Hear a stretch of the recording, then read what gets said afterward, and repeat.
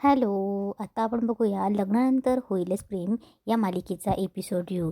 ह्या मालिकेचे episode review बघण्यासाठी तुमचं स्वागत आहे. आता आपल्याला बघायला भेटतंय की ओठात एक मनात एक रम्याचा पाताळयंत्री डाव. देशमुखांच्या घरी मुलगी पाहण्याचा कार्यक्रम, मोहितेंच्या मुलींची नखरेल एंट्री. आता बघूया काय होतंय ते.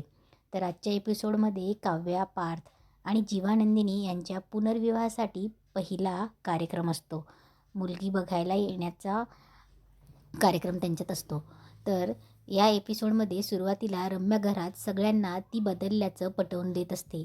यापुढे ती पार्थचा विचारही करणार नाही. काव्य आणि पार्थ एकत्र खुश असतील तर ती सुद्धा खुश असेल असं सगळ्यांसमोर कपटी मनाने मान्य करते. यावेळी ती अगदी नंदिनीच्या हातापायासुद्धा पडत असते. तेव्हा दोन्ही बहिणी तिला शांतपणे समजून घेतात. मात्र जीवा आणि पार्थचा तिच्यावर लगेच विश्वास बसत नसतो. तेव्हा काव्य आणि नंदिनी त्यांना समजवतात. रम्याच्या बोलण्यावर त्यांचा विश्वास बसलेला असतो.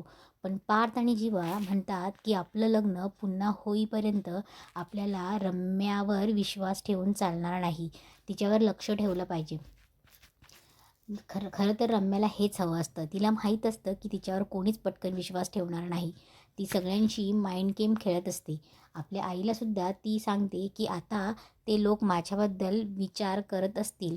रम्याच्या मनात नक्की काय चालू आहे याचा ठाव ठिकाणा यावेळी वसू आत्यालासुद्धा आलेला नसतो. दुसरीकडे काव्य आणि नंदिनी त्यांच्या माहेरी जायला निघतात. जीवा व पारचं तोंड त्यामुळे पडलेलं असतं. मात्र लवकरच त्यांचा पुन्हा लग्न सोहळा होणार असल्यामुळे तेही खुश असतात. काव्य आणि नंदिनी माहेरी आलेली असल्या तरी मनाने मात्र देशमुखांच्या घरी असतात. दोघी बहिणी एकमेकांना आपल्या नवऱ्यावरून चिडवत असतात. नव्याने प्रेमात पडल्यावर कसं वाटतं याची अनुभूती ते दोघी घेत असतात. पारसुद्धा सकाळी उठून तयार असतो तेव्हा मानिनी मुद्दाम त्याला चिडवत असते.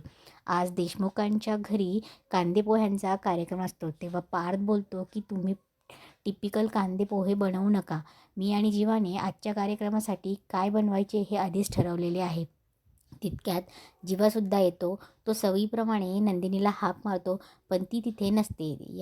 त्यामुळे घरातल्या सगळे त्याला चिडवू लागतात. विक्रम घरात सगळ्यांना सांगतात की मोहित्यांकडचे सगळे यायला निघाले आहेत, त्यामुळे तुम्ही लोक पटापट तयारीला लागा.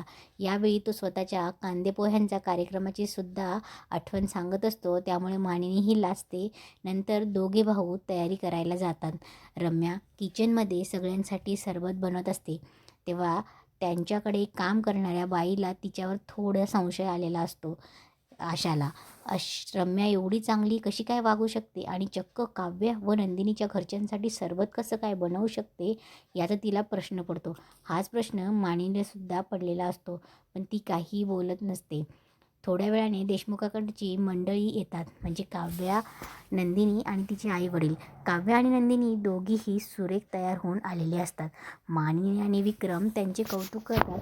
तितक्यातच जीवा आणि पार्थसुद्धा येतात. त्यांना पाहून मोहिते बहिणींचे तर विकेटच पडते. आता आपल्याला बघायला भेटते की साळसूदपणाचा आव आणत रम्याचा कपटी डाव, विषप्रयोगाचा महाड्रामा. काव्य, पार्थ आणि जीवा, नंदिनी हे सगळे जाळ्यात फसतात. तर आजच्या भागामध्ये आपल्याला बघायला भेटते की काव्या, पार्थ आणि जीवा नंदिनीचा पाहण्याचा कार्यक्रम चालू असतो, ज्यामध्ये रम्या सगळ्यांशी डबल गेम खेळताना दिसते आपल्याला.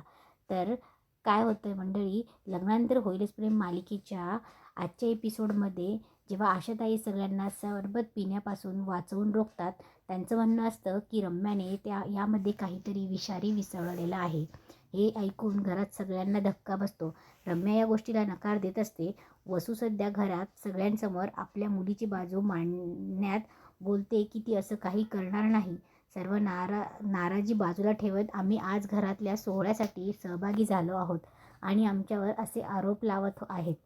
त्यानंतर नंदिनी जेव्हा रम्याची झडती घेते तेव्हा तिच्या खिशामध्ये एक छोटी बॉटल सापडते. सगळ्यांना वाटतं की ती विषच आहे. यावर रम्या बोलते की ते विष नाही, केवडा वॉटर आहे. पदार्थाला चांगला, सरबतामध्ये चांगला सुगंध यावा यासाठी ते वापरतात.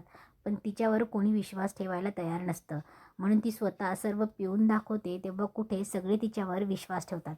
वसू म्हणते की घरात घरात मेडला जितकी किंमत आहे तितकी माझ्या मुलीला नाही. तिच्यावर सगळे विश्वास ठेवतात पण माझ्या मुलीवर कोणीही विश्वास ठेवत नाही. त्यानंतर बाकीचे इतर लोक सरबत पिऊन बघतात तेव्हा सगळ्यांना ते आवडतं, त्यामुळे सगळे रम्याचं कौतुक करतात. नंदिनी आणि काव्या आशाताईंना बोलतात की तुम्ही उगाच माहिती नसताना आरडाओरड केली. तेव्हा मानिनी बोलते की तिला काही माहीत नव्हतं, तिने फक्त पाहिलं म्हणून तिने आपल्याला येऊन सांगितलं. थोड्या वेळाने वसू आणि रम्या रूममध्ये बसलेले असताना वसू आत्या बोलते की तू हे सगळं मुद्दाम केलंस का? सगळ्यांना तू निर्दोष आहे हे दिसायला पाहिजे म्हणून. यावर रम्या बोलते की मला माहीत होतं हे होणार, म्हणून मी मुद्दाम त्यामध्ये केवडा वॉटर टाकलेलं.